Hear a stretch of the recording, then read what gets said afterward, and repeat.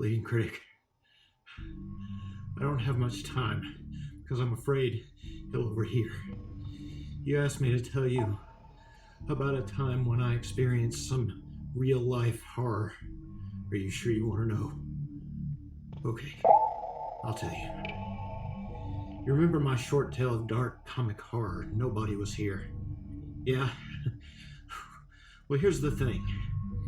That story was based on a real-life experience I had while I was driving through Alabama on my way back from New Orleans. Along about the middle of the trip, I stopped at a Burger King to, hit the head and get some lunch. And while I was doing my business in the men's room, I heard the door open and close behind me.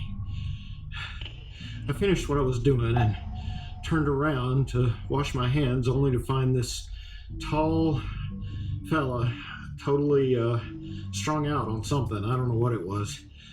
He was standing between me and the sink.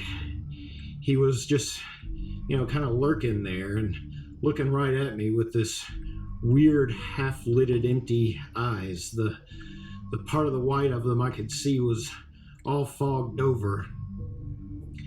First, I didn't think a whole lot of it. He was just some guy who was on something, I said, "Excuse me," and tried to make my way to the sink to wash my hands, but he didn't budge.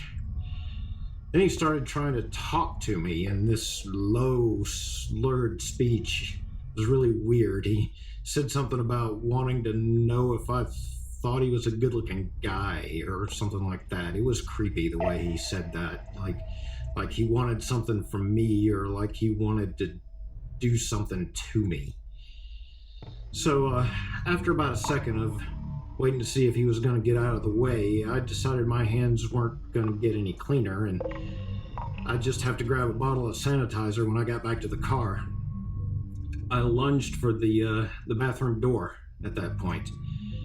As soon as I did that, the dude sidestepped the space between me and the sink and slid himself right between me and the door. I remember thinking it was a lithe move for somebody who seemed as strung out as he looked. Started to wonder if the strung out thing was an act. So, all that adrenaline you get when you hit fight or flight mode, yeah, that's what I was feeling right then. I couldn't think of anything else to do, so I rushed him. I shoved him out of the way with my shoulder, and I threw open that door and I ran for it. The dude actually followed me out into the restaurant. I saw him when I looked back. Then somebody who was apparently with him, I don't know if it was his mother or grandmother or what, but she came at him from the Burger King dining area, and I guess she realized that he'd done something wrong or taken something or done a hit of something or something.